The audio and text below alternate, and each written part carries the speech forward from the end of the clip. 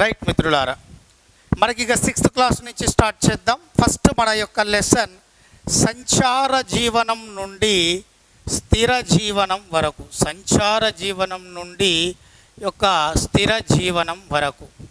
So అంటే ఆహారాన్ని సేకరించే స్థాయి నుండి ఆహారాన్ని ఉత్పత్తి చేసేటటువంటి స్థాయికి ఈ యొక్క ఆది మానవుడు ఎలా చేరుకున్నాడు అనేటటువంటిది టాపిక్ అన్నట్టు ఇది.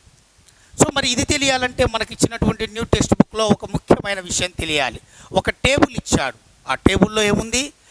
ప్రాచీన శిలాయుగం, మధ్య శిలాయుగం, నవీన శిలాయుగం. ఈ క్లాస్ నేను అప్పుడు అంతకుముందు మన అక్షరం ఎడ్యుకేషన్లో గత ఒక 5-6 సంవత్సరాల క్రితమే మన పాత డిఎస్సి అప్పుడే నేను ఆహార సేకరణ నుండి ఆహార ఉత్పత్తి అనే లెసన్లో ప్రాచీన మధ్య నవీన శిలాయుగాలను పెట్టి లెసన్ స్టార్ట్ చేశాను. మీరు ఒకసారి గత ఆ వీడియోస్లో చూసుంటే.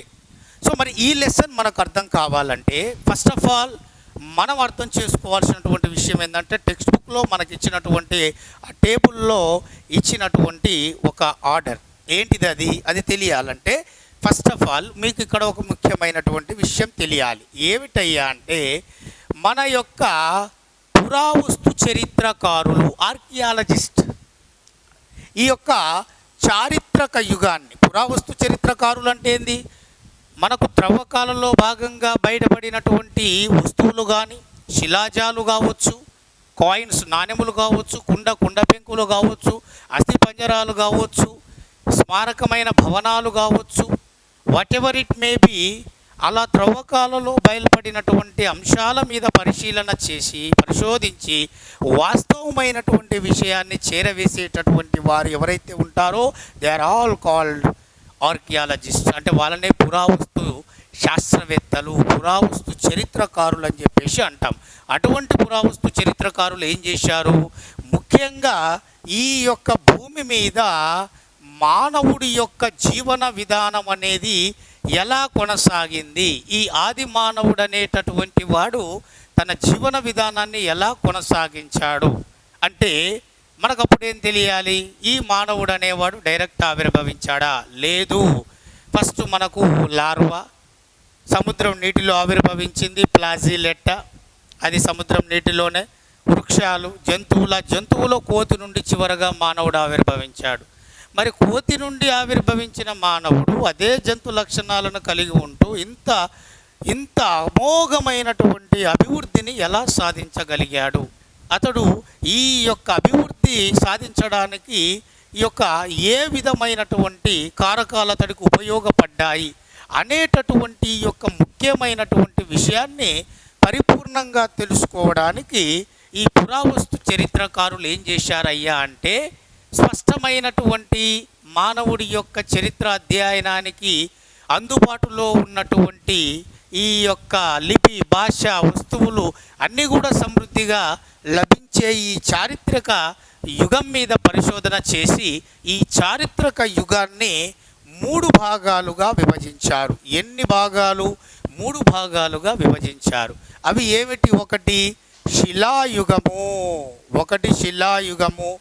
2 ఇనుప యుగము, అలాగే 3వది ఇక్కడ లోహ యుగము, అలాగే 3వది ఇనుప యుగము అని చెప్పేసి ఇక్కడ మనం గుర్తుంచుకోవాలి. ఈ చారిత్రక యుగాన్ని 3 భాగాలుగా విభజించారు. ఈ 3 భాగాల్లో ఆది మానవుని యొక్క సమగ్రమైన చరిత్రను అధ్యయనం చేసుకోవడానికి పరిపూర్ణంగా సమాచారాన్ని అందించేటటువంటి ఈ శిలాయుగాన్ని మరలా 3 భాగాలుగా విభజించారు. ఎన్ని భాగాలు? 3 భాగాలు. అవే ఒకటి ప్రాచీన శిలాయుగము, 2 మధ్య శిలాయుగము, 3వది నవీన శిలాయుగము. 1 ప్రాచీన శిలాయుగము, 2 మధ్య శిలాయుగము, 3వది నవీన. చారిత్రక యుగాన్ని 3 భాగాలు విభజించారు. శిలాయుగం, లోహయుగం, ఇనుప యుగం. మరి ఈ శిలాయుగంలో మానవుడు మొట్టమొదటిగా అన్ని రాళ్ళనే ఉపయోగించాడు. సో అందులో మనకు ముఖ్యంగా ఈ యొక్క లోహయుగం ఏదైతే ఉందో, లోహయుగంలో మానవుడు లోహాలను కనుక్కున్నాడు. అందులో మొట్టమొదటిగా కనుక్కున్న లోహం రాగితో పాటు నెమ్మదిగా బంగారాన్ని ఉపయోగించాడు, వెండిని ఉపయోగించాడు, తగరాన్ని ఉపయోగించాడు, సీసాన్ని ఉపయోగించాడు.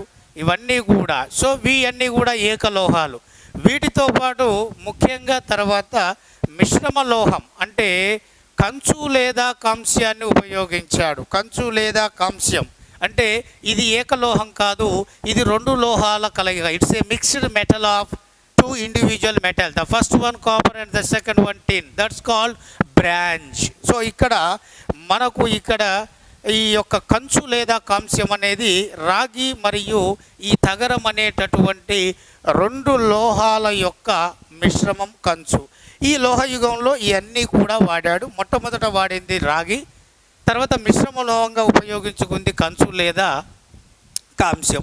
ఇక ఇనుప యుగం అంటే తర్వాత 1000 సంవత్సరంలో దీన్ని కనుగొని ఇక అప్పటి నుంచి నేటి వరకు ఈ ఇనుమునే ఉపయోగిస్తున్నారు. ఇది మలివేద కాలపు ఆర్యుల కాలంలో కనుగొనబడ్డది. భారతదేశంలో ఈ యొక్క ముఖ్యంగా ఆఫ్ఘనిస్తాన్ ఏదైతే ఉందో అక్కడ ఉన్న గాంధార ప్రాంతంలో ఈ ఇనుమును కనుక్కున్నారు. సో ఇది ఇప్పుడు మనకు కావాల్సింది ఈ మూడిట్లో ఏంటంటే ఆది మానవుని చరిత్రను అధ్యయనం చేయడానికి అత్యంత ఉపయోగకరమైన కేవలం రాతి పనిముట్లనే ఉపయోగించి వాడుకున్న ఈ యొక్క శిలాయుగము. దాన్నే ఏం చేశారు, 3 భాగాలుగా విభజించారు.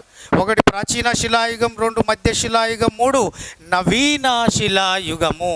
అదే మనకు కొత్త టెక్స్ట్ బుక్లో క్లియర్గా ఒక డబ్బాలో ఇచ్చారు. దాన్ని ఏం చేద్దాం, మనము ఇచ్చిన ఆ మ్యాటర్ని మనము ఈ యొక్క ఒక్కొక్క శిలాయుగానికి అన్వయించుకుందాం. మరి ఇందులో మనకు ముఖ్యంగా ఫస్ట్ది ప్రాచీన శిలాయుగానికి సంబంధించిన సమాచారం అనేది చూద్దాం. మనం క్లియర్గా గుర్తుంచుకుంటే ఈ యొక్క పూర్తి స్థాయిలో ఈ లెసన్ అనేటటువంటిది మనకు సోది లేకుండా కంప్లీట్ అనేటటువంటిది అవుతుంది మిత్రులారా. సో ఇక్కడ ఈ విషయాన్ని మనం ఇక్కడ గుర్తించాలి. రైట్. ఇక్కడ మనకు ఫస్ట్ది ఏమని చెప్పాను, ఇక్కడ ఒక వెంకట ఇక్కడ కూర్చే దీన్ని ఇది వేసుకుంటా. ఇక్కడ మనకు కంటిన్యూ చేయి. ఇక్కడ మనకు మెయిన్ ముఖ్యంగా ఫస్ట్ ఏమని చెప్పాలనుకున్నాను, ప్రాచీన శిలాయుగం అన్నాను, మధ్య శిలాయుగం అన్నాను, నవీన శిలాయుగం అన్నాను. మరి ఇందులో ఫస్ట్ది ఈ యొక్క ప్రాచీన శిలాయుగము అనేటటువంటిది చూద్దాం. మనకిచ్చినటువంటి new text book according to our new AP text book ప్రకారంగా చూస్తే ఇది 2.6 లక్షల సంవత్సరాల నుండి మొదలు పెడితే 10,000 BCE వరకు కొనసాగింది. క్రీస్తు పూర్వం 2.6 లక్షల సంవత్సరాల నుంచి మొదలై క్రీస్తు పూర్వం 10,000 సంవత్సరాల వరకు వర్ధిల్లినటువంటిది ఈ ప్రాచీన శిలాయుగం. మరి దీన్ని మనము పాలియోలిథిక్ ఏజ్ అని చెప్పేసి అంటాం. Palaeolithic age. పాలియో అంటే ఇక్కడ పాత, లిథిక్ అంటే ఇక్కడ శిల అని అర్థం. అంటే పురాతనమైన పెద్ద పెద్ద బండరాళ్ళనే ఆయుధాలుగా మలుచుకొని, ఆయుధ పరికరాలుగా మలుచుకొని అన్నిటికీ రాతి మీద ఆధారపడినటువంటి యుగం లేదా కాలం. మరి ఈ యొక్క కాలంలో వాతావరణ ఉష్ణోగ్రత -10 డిగ్రీ సెంటీగ్రేడ్ అంటే పైనుంచి వర్షపు నీరు కింద పడేలోపు అది మంచు గడ్డగా మారేంత చలిలో ఈ యొక్క ప్రాచీన శిలాయుగం నాటి మానవుడు నివసించాడు. దానివల్ల అతడు శరీరపరంగా కానీ మానసిక పరంగా, శారీరకంగా కానీ మానసికంగా కానీ ఎటువంటి ఆ యొక్క అభివృద్ధిని ఆయన పొందలేదు. జంతువు నుంచి ఆవిర్భవించిన మానవుడు అదే జంతు లక్షణాలను కలిగి ఉండడం అనేది జరిగింది. అంటే ఇక్కడ అర్థం ఏంటిది, జంతువులు ఆహారం కోసము ఒక చోటు నుంచి మరొక చోటుకి ఎలా వెళ్తారో అలాగా ఇతడు కూడా ఒక చోటు నుంచి మరొక చోటుకి ఎప్పుడూ కూడా నిత్యం సంచార జీవనాన్ని కొనసాగించడం జరిగింది. ఇక్కడ ఒక క్వశ్చన్ వచ్చింది, ఏంటిది అది? ఈ యొక్క ఆది మానవుడు సంచార జీవనాన్ని ఏ యుగంలో కొనసాగించాడు అంటే ప్రాచీన శిలాయుగంలో కొనసాగించాడు. గుంపులుగా ఎటుపోయినా కూడా గుంపులుగా ఒక సమూహంగా కలిసి ఉండేటటువంటి ఒక అనాగరిక సంచార జీవనాన్ని ఈ ప్రాచీన శిలాయుగ మానవుడు ఈ యొక్క గడిపాడు. అందుకనే ఈ ప్రాచీన శిలాయుగం నాటి మానవులని అక్కడ ముఖ్యంగా సంచార జీవులు అంటాం. మరి వీళ్ళు ప్రధానంగా అలా చేయడానికి కారణం ఏంటి అంటే ఈ ప్రాచీన శిలాయుగంలో ప్రధానంగా వృత్తి ఏమిటంటే వేట ఆహార సేకరణ.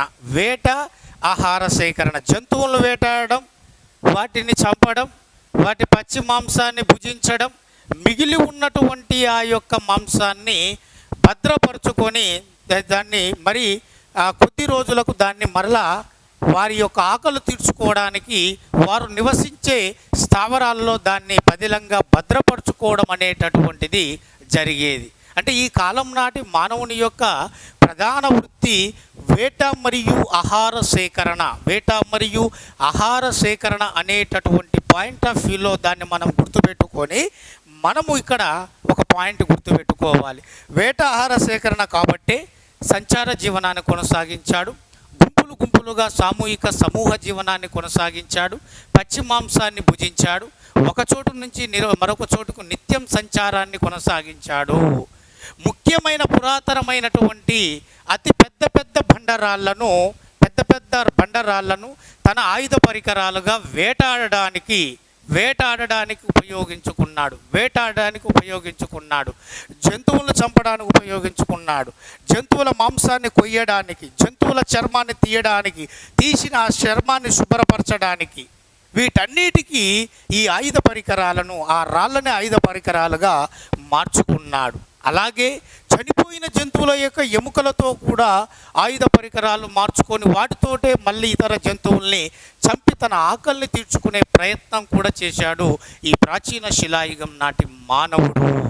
వేట లేనప్పుడు ఇదే అడవుల్లో దుంపలను, భూమి లోపల ఉన్న దుంపలను, ఆ యొక్క వేర్లను కూడా తీసి తన యొక్క ఆకలిని తీర్చుకోవడానికి కూడా ఈ యొక్క ప్రాచీన శిలాయుగం నాటి మానవుడు తాను తయారు చేసుకున్న పెద్ద ఈ రాళ్లతో ఆయుధ పరికరాలు ఏవైతే ఉన్నాయో వాటిని ఉపయోగించుకొని తన యొక్క వేటను కొనసాగిస్తూ ఆహార సేకరణను ఆయన ముందుకు తీసుకెళ్ళడం అనేటటువంటిది జరిగింది, ఎస్పెషల్లీ ఈ యొక్క ప్రాచీన శిలాయుగంలో. మరి ఈ ప్రాచీన శిలాయుగంలో మానవుడు ఎస్పెషల్లీ నిత్యం కూడా ఒక చోటు నుండి మరొక చోటుకు వెళ్తూ ఉండేవాడని చెప్పాను.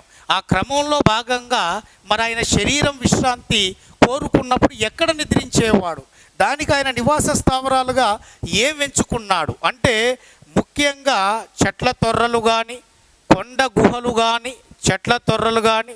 గుహలు కానీ, అలాగే బొరియలు, వీటిని ఎంచుకున్నాడు. అయితే మనకిచ్చినటువంటి న్యూ టెక్స్ట్ బుక్ ప్రకారంగా ఈ యొక్క చెట్ల తొర్రలు, కొండ గుహలు, బొరియళ్ళు ఏవైతే ఉన్నాయో ఈ మూడిటిని నివాస స్థావరాలుగా మలుచుకున్నాడు. బట్ ఈ మూడిటి కంటే ఎక్కువగా తనకు అనుకూలమైన నివాస స్థావరాలుగా వేటిని ఎంచుకున్నాడు. ఎక్కడ నివసించాడంటే కొండ గుహల్లో, ఈ యొక్క రాతి గుహల్లో నివసించడం అనేటటువంటిది జరిగింది. మిత్రులారా, ఎందుకు గుహల్లోనే ఎక్కువగా నివసించాడు, ఎందుకు వాటినే తన నివాస స్థావరాలుగా మలుచుకున్నాడు అంటే తాను సేద తీరడానికి, క్రూర మృగాల నుండి తనను తాను రక్షించుకోవడానికి, తాను తయారు చేసుకున్న రాతి పనిముట్లు పరికరాలను భద్రపరుచుకోవడానికి, తాను సంపాదించుకున్న ఆహారాన్ని భద్రపరుచుకోవడానికి, పదిలపరుచుకోవడానికి ఈ యొక్క కొండ గుహల్ని తన నివాస స్థావరాలుగా వాటిని మలుచుకోవడం అనేటటువంటిది జరిగింది. మరి అటువంటి మన యొక్క ఆంధ్రప్రదేశ్ రాష్ట్రంలో ఏమైనా ఉన్నాయా, పురావస్తు చరిత్రకారులు వేటినైనా గుర్తించారా అన్నప్పుడు వెంటనే మన న్యూ టెక్స్ట్ బుక్లో మనకు ఒకటి ఎంపడే మీ మైండ్లో మెదలాలి. కర్నూలు జిల్లాలోని బెలుం గుహలు. ఇక్కడ వెంటనే మనము ఇది టెక్స్ట్ బుక్ ఎలా పడితే అలా చదివేది కాదు, ఇది గ్రూప్ 2 గ్రూప్ 1 ఇది సివిల్స్ కాదు, ఇది లైన్ టు లైన్ మనకు బుక్ ప్రకారంగా చదువుకోవాల్సిన ఇట్స్ ఏ టెక్నికల్. డిఎస్సి అంటేనే ఒక టెక్నికల్ ప్రాసెస్. సో కాబట్టి ఇక్కడ చూడండి, బెలుం గుహలు, అలాగే మనకు ముఖ్యంగా బేతంచెర్ల, ఇదే కర్నూలులో, మూడవది బనగానపల్లి, సో అలాగే నాలుగవది ముచ్చట్ల చింతమాను గవి గుహ అనేటటువంటివి ఇవి గుర్తు రావాలి. సో బెలుం గుహలు, బేతంచెర్ల, బనగానపల్లె, ముచ్చట్ల చింతమాను గవిగుహ. ఇవి 4 కూడా మనకు ముఖ్యంగా మన యొక్క ఆంధ్రప్రదేశ్ రాష్ట్రంలోని కర్నూలు జిల్లాలో ఉన్న ముఖ్యమైన 4 ప్రాంతాలలో ఈ యొక్క పొందుపరచబడ్డటువంటి గుహలు. ఈ గుహలు ప్రాచీన శిలాయుగం నాటి ఆది మానవుడికి సంబంధించిన ముఖ్యమైన నివాస స్థావరాలుగా పురావస్తు చరిత్రకారులు చెప్పారు. మరి ఇక్కడ ఏం దొరికాయి సార్, వేటి ఆధారంగా వాళ్ళు చెప్పారు అంటే, ఈ బెలుం గుహలను ముఖ్యంగా ఆది మానవుడి యొక్క అత్యంత ముఖ్యమైన నివాస స్థావరంగా చెప్తే, ఈ బేతంచెర్ల బనగానపల్లె ఏదైతే ఉందో ఈ 2 గుహలలో, అంటే ఇక్కడ ఉన్నటువంటి గుహలలో, బయటపడ్డ గుహలలో ముఖ్యమైనటువంటివి ఇక్కడ పురాతనమైన రాతి పనిముట్లు, జంతువుల యొక్క అస్థిపంజరాలు, అలాగే జంతువుల యొక్క ఎముకలతో తయారు చేసిన పనిముట్లు, జంతువులతో అలాగే సూక్ష్మరాతి పరికరాలు, ఇవన్నీ కూడా ఈ గుహలలో గుర్తించారు.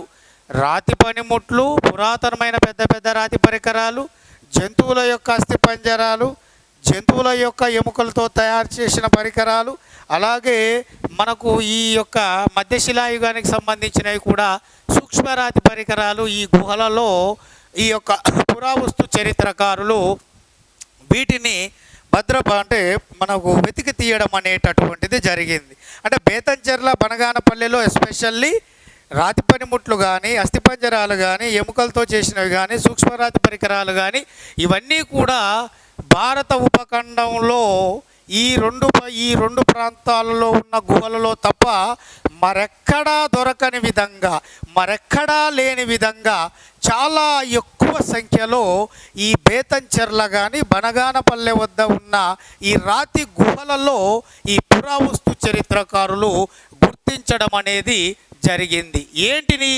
ఎముకలతో తయారు చేసినవి, రాతితో తయారు చేసిన పరికరాలని ఎక్కువ సంఖ్యలో ఇక్కడ గుర్తించడం అనేటటువంటిది జరిగింది. మరి ఇదే ఆంధ్రప్రదేశ్ రాష్ట్రంలోని కర్నూలు జిల్లాలో ఉన్నటువంటి ముచ్చట్ల చింతమాను గవిగుహ వద్ద కేవలం ఎముకలతో తయారు చేసిన, అంటే కేవలం చనిపోయిన జంతువుల ఎముకలతో తయారు చేసిన పనిముట్లు మాత్రం వీరు ఇక్కడ భద్రపరుచుకోవడం అనేది జరిగింది. ఇక్కడ పురావస్తు చరిత్రకారులు వీటిని కనుగొనడం అనేది జరిగింది. ఈ పాయింట్ కూడా ఇక్కడ మీరు గుర్తుంచుకోవలసిన ముఖ్యమైనటువంటి విషయం నాన్న. రైట్. మరి ఈ ప్రాచీన శిలాయుగం నాటి మానవుడు మరి అప్పుడు వస్త్రాలు లేవు, ఏం చేశాడు? చెట్ల ఆకులని, అలాగే కొమ్మలను, చెట్ల బెరడులను తన శరీరానికి రక్షణగా దుస్తుల వలె ధరించి తన సంచార జీవనాన్ని కొనసాగించడం అనేది జరిగింది ఈ ప్రాచీన శిలాయుగం నాటి మానవుడు. మరి అందులో భాగంగానే ముఖ్యంగా ఈ ప్రాచీన శిలాయుగం నాటి మానవుడి యొక్క ఆది మానవుడి యొక్క ప్రధాన వృత్తి వేట, ఆహార సేకరణను నేటికి ఈ యొక్క మన కర్నూలు జిల్లాలో, మహబూబ్ నగర్ జిల్లాలో విస్తరించిన నల్లమల్ల అటవీ ప్రాంతంలో నివసించే చెంచులు, యానాదులు అనే ఆటవిక గిరిజన జాతుల వారు ఇదే వేట, ఆహార సేకరణను తన ప్రధాన వృత్తిగా చేసుకొని జీవనాన్ని కొనసాగించడం అనేది జరుగుతూ ఉంది. ఇది మీరు ఇక్కడ గమనించాల్సిన మన ప్రాచీన శిలాయుగానికి సంబంధించిన సమాచారం. ఓకేనా మిత్రులారా? రైట్. మరి ఇప్పుడు మనకు రెండోది ఏమిచ్చాడు అనేటటువంటిది మన బుక్ పాయింట్ ఆఫ్ వ్యూలో అతి ముఖ్యమైన విషయం. ఇక్కడ రెండోది, ఇక్కడ ఫర్ ఎగ్జాంపుల్గా చూసుకున్నట్లయితే మధ్యశిలాయుగం అని చెప్పేసి మనం అనుకోవాలి. మరి ఏంటిది అది? దానికి సంబంధించిన ముఖ్యమైనటువంటి విషయాన్ని చూద్దాం. ఓకే.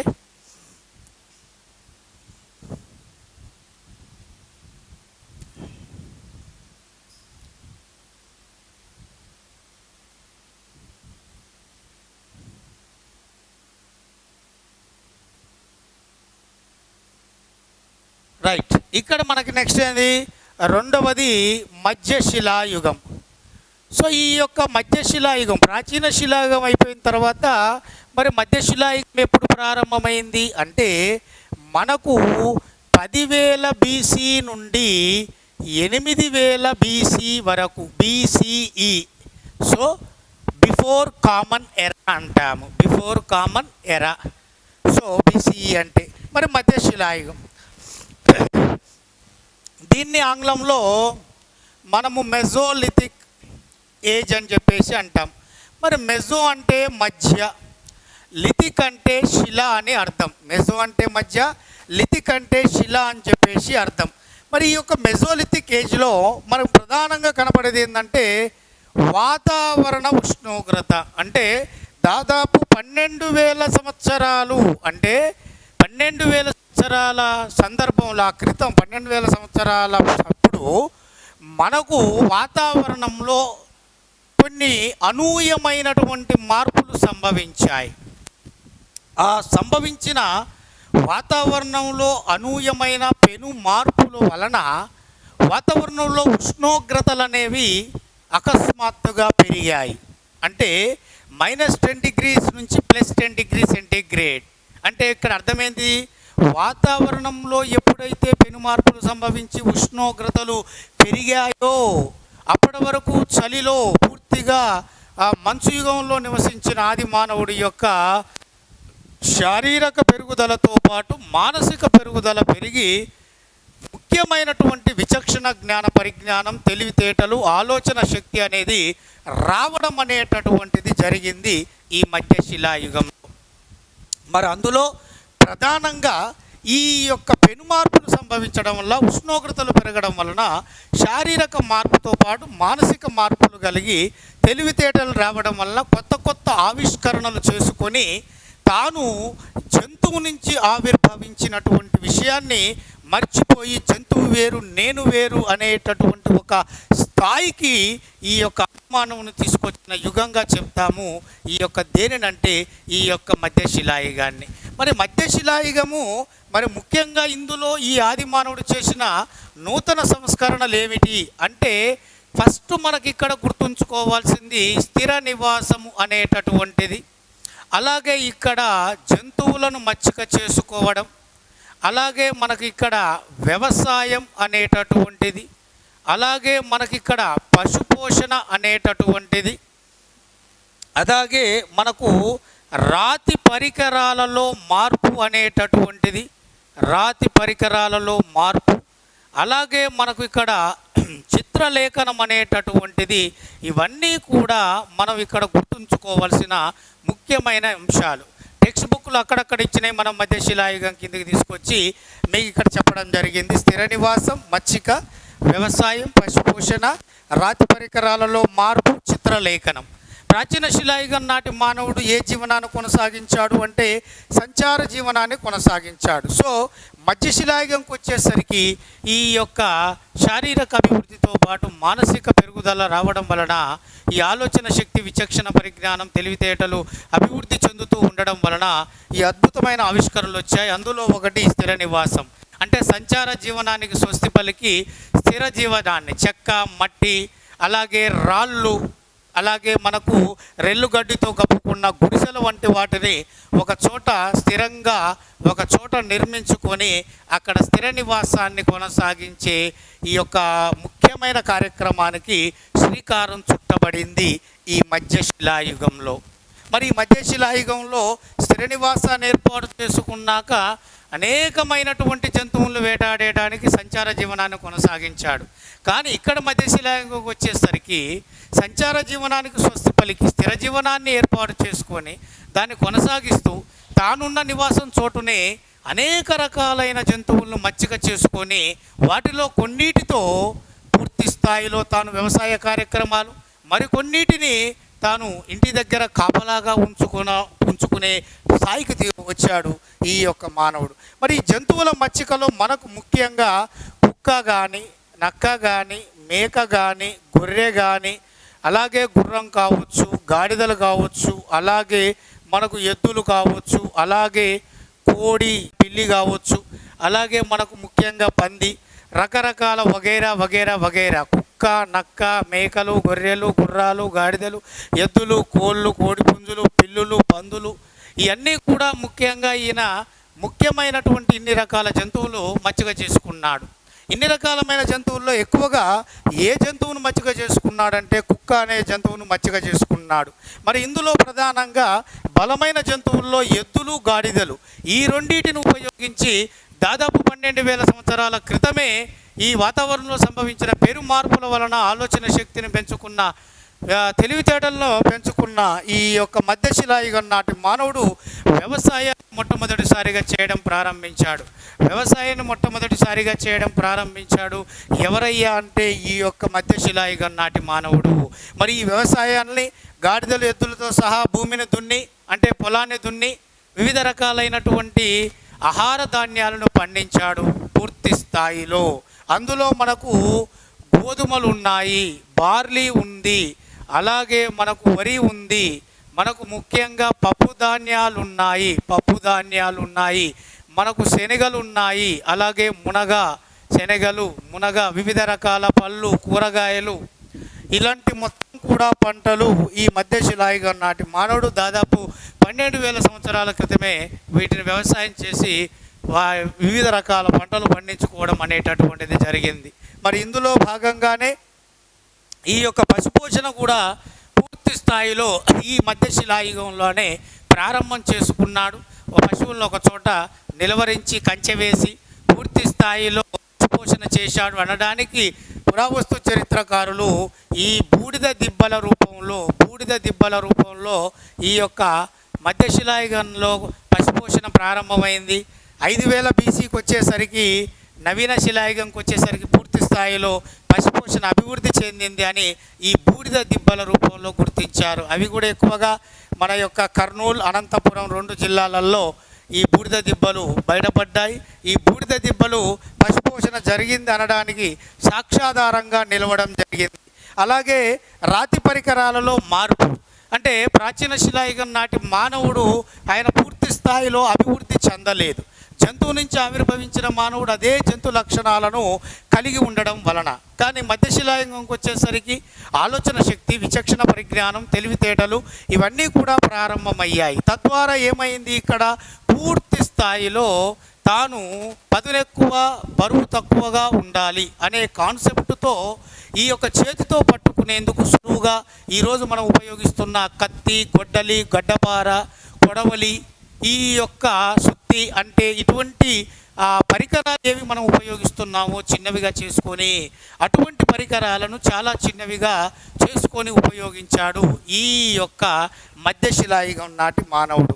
అందులో ముఖ్యంగా త్రిభుజాకారం కానీ, చతుర్భుజాకారం కానీ, ఈ అర్ధచంద్రాకారం వంటి కొలతలతో అత్యంత సూక్ష్మంగా చేసుకొని పిలవడం వలన ఈ యొక్క యుగాన్ని సూక్ష్మరాతి శిలాయుగం అని చెప్పేసి పిలవడం జరిగింది. మధ్యశిలాయుగాన్ని సూక్ష్మరాతి శిలాయుగం అని పిలవడం జరిగింది. ఎందుకంటే పరికరాలను అతి చిన్నవిగా చేసుకోవడం వల్ల.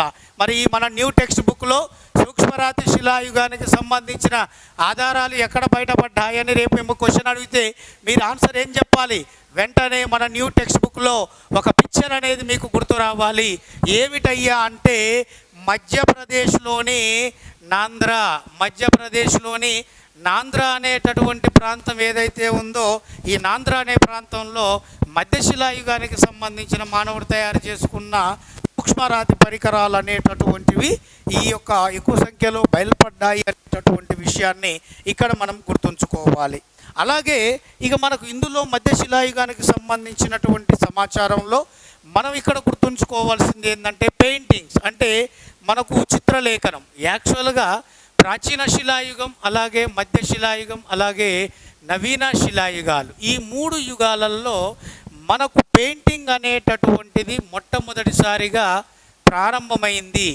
ఈ చిత్రలేఖనం ప్రారంభమైంది ఎక్కడ అంటే ఈ యొక్క మధ్యశిలాయుగం నాటి మానవుడు తాను నివసించేటటువంటి కొండ గుహలు, అంటే ఆ రాతి స్థావరాలు ఏదైతే ఉన్నాయో ఆ రాతి స్థావరాల గోడలపై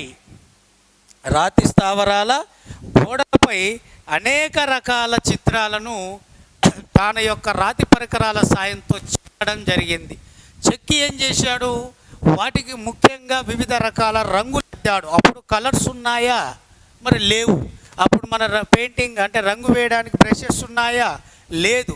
అయినా సరే వాటిని ఎలా వేయగలిగాడు?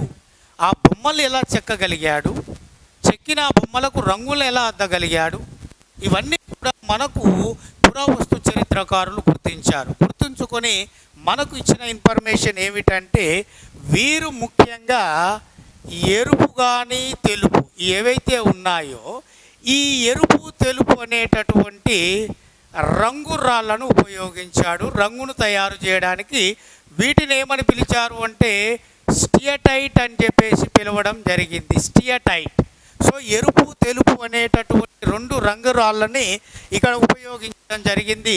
ఈ రెండు రంగు రాళ్ళు స్టియటైట్ ఏదైతే ఉన్నాయో ఈ స్టియటైట్ అనేటటువంటి మెత్తని భాగం కలిగిన రంగురాళ్ళు అన్నట్టు. అటువంటి ఎరుపు తెలుపు రంగురాళ్ళను వాటిని పిండిగా చేసి పైన ఉన్న గరుకు భాగం తీసేసి ఆ యొక్క పిండిలో చనిపోయిన జంతువుల యొక్క కొవ్వుని నీటిని కలిపి చిక్కని రంగుగా మార్చి ఈ వెదురు కొమ్మలు ఏవైతే ఉంటాయో ఆ వెదురు కొమ్మలను ఆ వెదురు ఆకులు కలిగినటువంటి వాటి సహకారంతో వెదురు కుంచెను బ్రష్ లాగా తయారు చేసి తాను ఏ గుహలలో నివసించాడో ఆ గుహలలోని గోడలపై తాను ఆయన చూసిన ఆ కాలం నాటితోటి మనుషుల చిత్రాలు, ఆకృతులే కాదు వివిధ రకాల జంతువులే కావచ్చు, క్షీరదాలు, కీటకాలు, సరీసృపాలు, వీటన్నిటికి సంబంధించిన పక్షులు, వీటన్నిటికి సంబంధించిన వివిధ రకాలైన చిత్రాలను ఆ గుహలలోని గోడలపై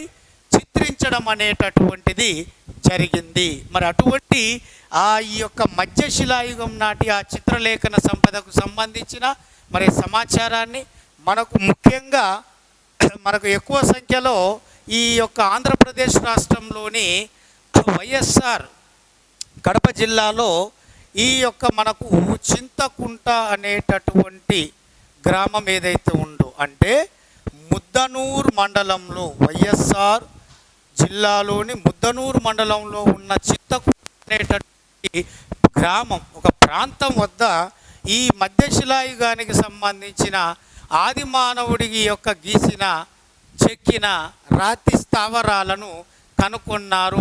ఎన్ని రాతి స్థావరాలంటే 10 రాతి స్థావరాలు, అంటే 10 రాతి గుహలను కనుగొన్నారు. ఈ 10 రాతి గుహల్లో మరి అనేక రకాలైన చిత్రాలు ఉన్నాయి. ఆ చిత్రాలకు ఈ ఆదిమానవుడు ఉపయోగించిన కలర్స్ రెండే రెండు, ఒకటి రెడ్, రెండోది వైట్, ఎరుపు తెలుపు. మరి ఈ 10 రాతి స్థావరాలలో ఉపయోగించిన రంగులు 2, మరి గీసిన చిత్రాలు ఏంటంటే దాదాపు 200 చిత్రాలు గీశాడు. ఈ 200 చిత్రాలలో 190 చిత్రాలు 10 చిత్రాలు, అంటే 190 చిత్రాలకు రెడ్ రంగును ఉపయోగిస్తే ఈ 10 చిత్రాలు 10 పెయింటింగ్స్ ఉంటాయి కదా, ఈ 10 చిత్రాలకు ఉపయోగించిన కలర్ వైట్.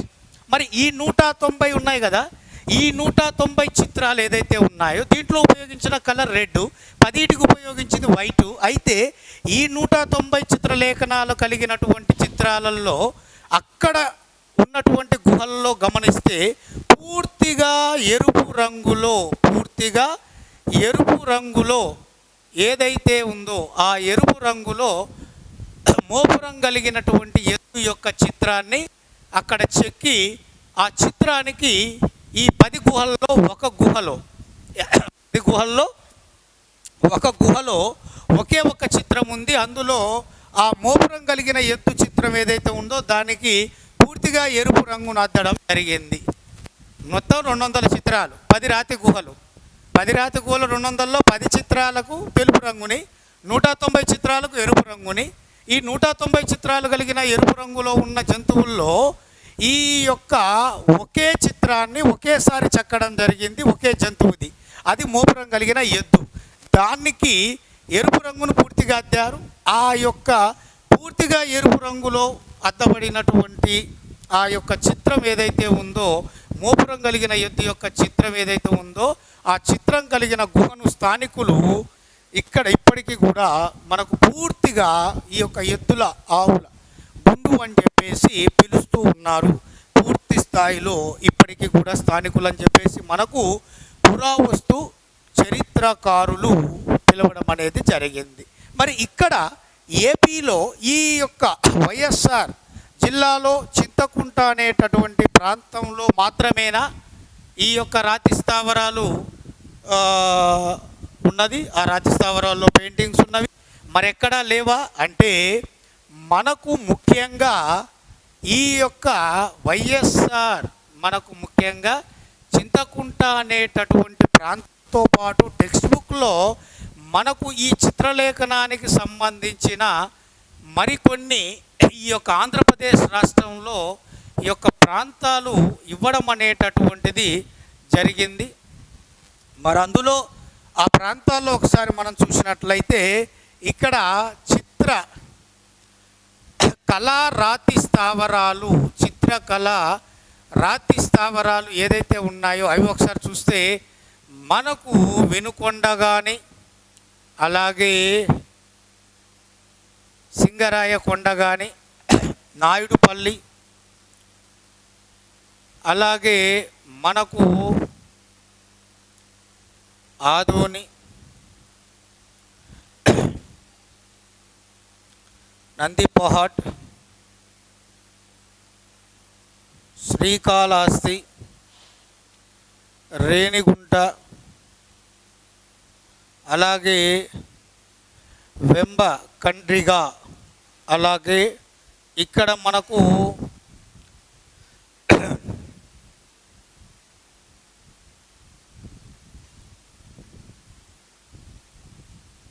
బూదగని, తెనగల్, వేల్పు మడుగు,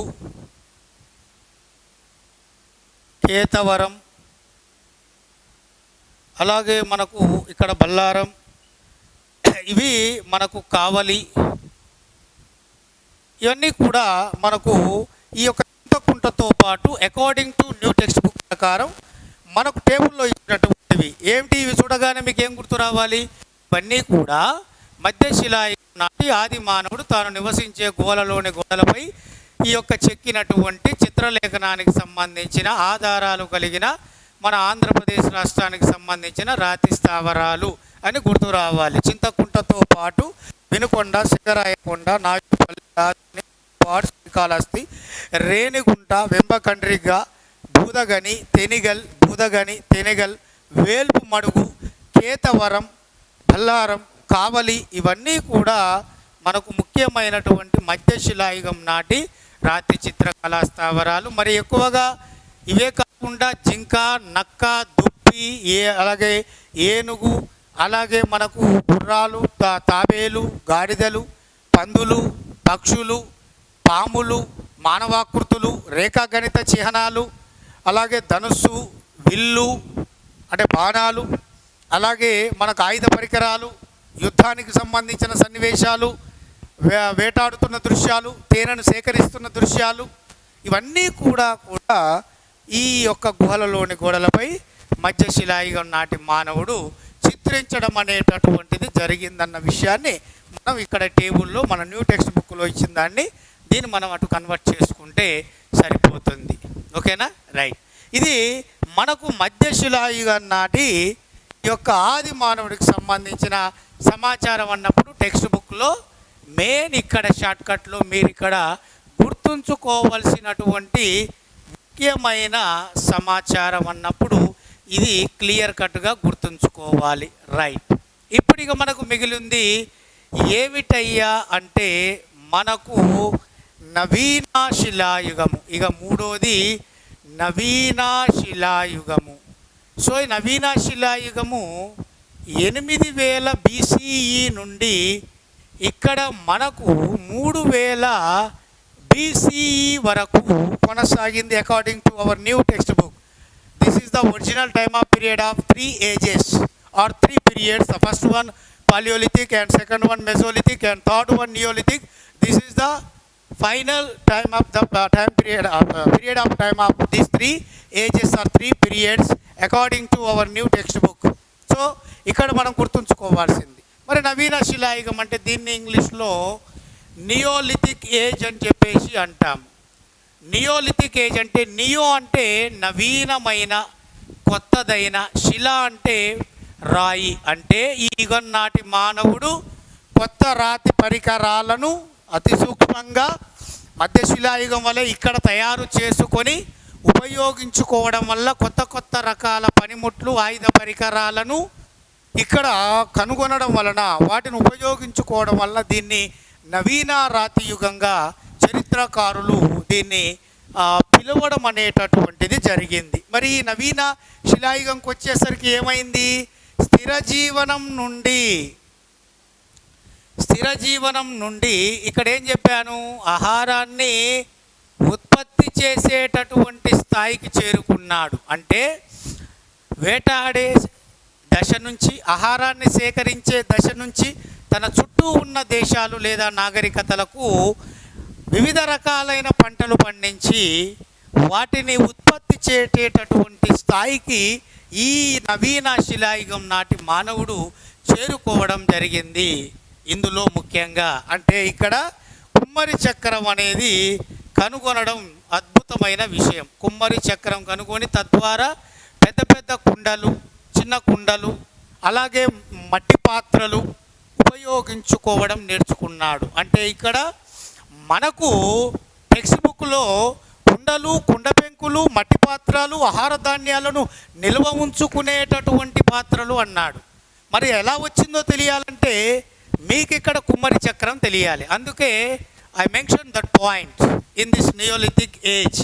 సో కుమ్మరి చక్రం అనేటటువంటిది కనుగొని తద్వారా పెద్ద పెద్ద కుండలు, చిన్న కుండలు తయారు చేసుకోవడం, మట్టి పాత్రలు తయారు చేసుకోవడం, ఆ పెద్ద పెద్ద కుండల్లో తాను పండించిన ఆహార ధాన్యాలని వాటిని నిల్వ ఉంచుకోవడం, తనకు సరిపోగా మిగులున్నటువంటి వాటిని తన చుట్టూ ఉన్నటువంటి దేశాలకు పడవల సాయంతో ఎగుమతి చేసేటటువంటి ఆ యొక్క స్థాయికి చేరుకోవడం అనేటటువంటిది జరిగింది. తాను పండించిన ఆహార ధాన్యాలు, అందులో ముఖ్యంగా వరి, వాటిని ఆ యొక్క వడ్లని దంచుకోవడానికి రోలు, అలాగే రోకలి వంటి వాటిని ఉపయోగించుకొని ఆహార ధాన్యాలు దంచుకొని, ఆ వడ్లను దంచుకొని వాటిని వండుకొని తినేటటువంటి స్థాయికి ఈ యొక్క నవీన శిలాయుగం నాటి మానవుడు చేరుకోవడం జరిగింది.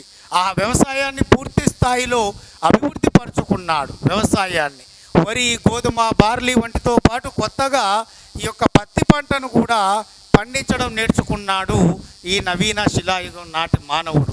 తాను చేసేటటువంటి పనుల ద్వారా తనకు తెలియకుండానే ప్రపంచానికి ఈ యొక్క ఆధునిక వైజ్ఞానిక శాస్త్రాలైన భౌతిక శాస్త్రం, వృక్ష శాస్త్రం, అలాగే రసాయనిక శాస్త్రాల అధ్యయనానికి శ్రీకారం చుట్టి వాటిని వెలుగులోకి తీసుకురావడం జరిగింది. ఈ యొక్క నవీన శిలాయుగం నాటి మానవుడు గురించి తెలియాలంటే అభివృద్ధి చెందని స్థాయి నుండి అభివృద్ధి చెందిన స్థాయికి మానవుడు చేరుకున్న యుగంగా చెప్తాము. స్థిర జీవనం నుండి ఆహారాన్ని ఉత్పత్తి చేసిన స్థాయికి ఎదిగిన, ఉత్పత్తి ప్రక్రియకు బీజం పడేసిన మానవుడిగా ఈ యొక్క ఆయన నివసించిన యుగంగా నవీన శిలాయుగాన్ని చెప్తాము. అలాగే కుమ్మరి చక్రాన్ని కనుగొన్నటువంటి యుగంగా చెప్తాము.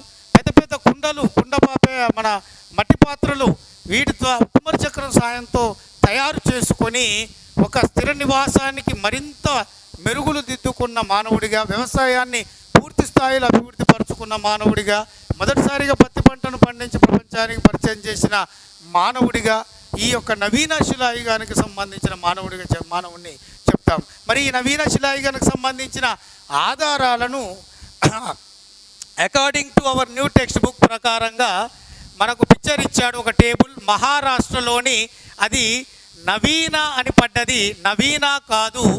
మహారాష్ట్రలో ఆ ప్రాంతం పేరు నవీన కాదు. ప్రతి ఒక్క విద్యార్థి ఇక్కడ గమనించాలి, అది నెవేసా అని చెప్పేసి రాసుకోవాలి. నెవేసా, ఆ ప్రాంతం పేరు నెవేసా. మహారాష్ట్రలో ఉన్న ప్రాంతం పేరు నెవేసా. అది నవీన అని ఇచ్చాడు, రాంగ్. అది నెవేసాగా మీరు దాన్ని సరిదిద్దుకోవాలి, ప్రింటింగ్ మిస్టేక్. సో మహారాష్ట్రలోని నెవేసా అనే ప్రాంతం వద్ద కొత్త రాతి యుగానికి సంబంధించిన, అంటే నవీన శిలాయుగానికి సంబంధించిన రాతి పనిముట్లు, పరికరాలను, ఆ యుగానికి సంబంధించినటువంటి ముఖ్యమైన చిత్రలేఖనం కావచ్చు, సూక్ష్మరాతి పరికరాలు కావచ్చు, లేదా వ్యవసాయ ఉత్పత్తులకు సంబంధించిన అంశాలకు సంబంధించిన సమాచారం కావచ్చు, ఇవన్నీ కూడా మనకు ఈ మహారాష్ట్రలోని నివేశ అనేటటువంటి ప్రాంతం వద్ద ముఖ్యంగా ఈ యొక్క మార్పు కనుక్కున్నారు. అయితే ఇన్ని అంశాలలో కూడా అత్యంత కీలకమైనటువంటి ఆవిష్కరణ ఏమిటయ్యా అంటే, మనకు ముఖ్యంగా నిప్పుని కనుగొనడం. ఇది మనకు లాస్ట్కు చెప్దామని ఆపేశాను. ఎందుకు అంటే ఈ 3 యుగాలలో అత్యంత అభివృద్ధి చెందిన మానవుడు ఎవరినంటాం మనం? నవీన శిలాయుగ మానవుడు. కానీ అభివృద్ధికి బీజం వేసింది మాత్రం మధ్య శిలాయుగం నాటి మానవుడు. ఎందుకంటే అప్పటి వరకు అజ్ఞానంతో ఉన్న ఆది మానవుడి యొక్క మెదడు విజ్ఞానం వైపు పరుగులు పెట్టడానికి కారణం మధ్యశిలాయుగంలో ఈ నిప్పును కనుగొనడం. మధ్యశిలాయుగంలో ఈ నిప్పును కనుగొనడం ఆయన యొక్క అభివృద్ధికి నిదర్శనంగా చెప్పవచ్చును. అప్పటి వరకు అజ్ఞానంతో సాగిన తన యొక్క మెదడు విజ్ఞానం వైపు పరుగులు పెట్టింది, నూతనపరమైనటువంటి ఆలోచనలకు తావిచ్చింది. తాను కనుగొన్నటువంటి 2 పగులు రాళ్ళ మధ్య కనుక్కున్నటువంటి ఈ యొక్క పగులు రాళ్ళ తోటి ఆ రాపిడి చేసి వాటి సహకారంతో కనుక్కున్నటువంటి నిప్పు ఏదైతే ఉందో ఆ నిప్పుని కనుగొన్నాక అతని యొక్క ఆలోచన మొత్తం కూడా మారిపోయింది. ఆలోచన దృక్పథం మారింది. తాను కనుగొన్నటువంటి నిప్పుతో తాను ఎక్కడైతే నివసిస్తున్నాడో ఆ నివాస స్థావరాల్లో వెలుతురు కోసం ఉపయోగించుకున్నాడు. అప్పటి వరకు పచ్చి మాంసాన్ని భుజించిన మానవుడు తాను కనుక్కున్న నిప్పుతో వాటిని కాల్చుకొని తినడం ప్రారంభించాడు. అలాగే క్రూర జంతువులకు భయపడే మానవుడు ఆ క్రూర జంతువుల్ని తన నుండి తరిమి వేయడానికి ఈ నిప్పును ఉపయోగించుకున్నాడు. ఆ యొక్క గట్టి చెక్కను కాల్చడానికి కాల్చబడిన గట్టిగా అయినటువంటి ఆ చెక్కను తన అవసరాలకు ఉపయోగించుకోవడానికి కూడా ఈ యొక్క మధ్యశిలాయుగం నాటి మానవుడు ఈ యొక్క నిప్పును ఉపయోగించుకున్నాడు. ఆ విధంగా అంటే ఈ 3 శిలాయుగాల్లో కూడా ఈ యొక్క నిప్పును కనుగొన్న మధ్యశిలాయుగం అనే నిజమైన అభివృద్ధికి పునాది అనేది అక్కడ పడింది. కాబట్టి దాన్ని మీకు ఈ పాయింట్ అర్థం కావడానికి ఇక్కడ చెప్పడం అనేది జరిగింది మిత్రులారా. ఇది మనకు ఓవరాల్గా మొత్తం మనకు వాట్ ఈజ్ వాట్ అనేది చూసుకుంటే సంచార జీవనం నుండి స్థిర జీవనం, ఆహార సేకరణ నుండి ఆహార ఉత్పత్తి వరకు అనే ఈ టాపిక్లో మీరు చదువుకోవాల్సినవి ఇంతవరకే. ఈ పర్పస్లో చదువుకుంటే ప్రిపరేషన్ తొందర అవుతుంది, టెక్స్ట్ బుక్ మొత్తం తిప్పేయాల్సిన అవసరం లేదు. Okay, thank you.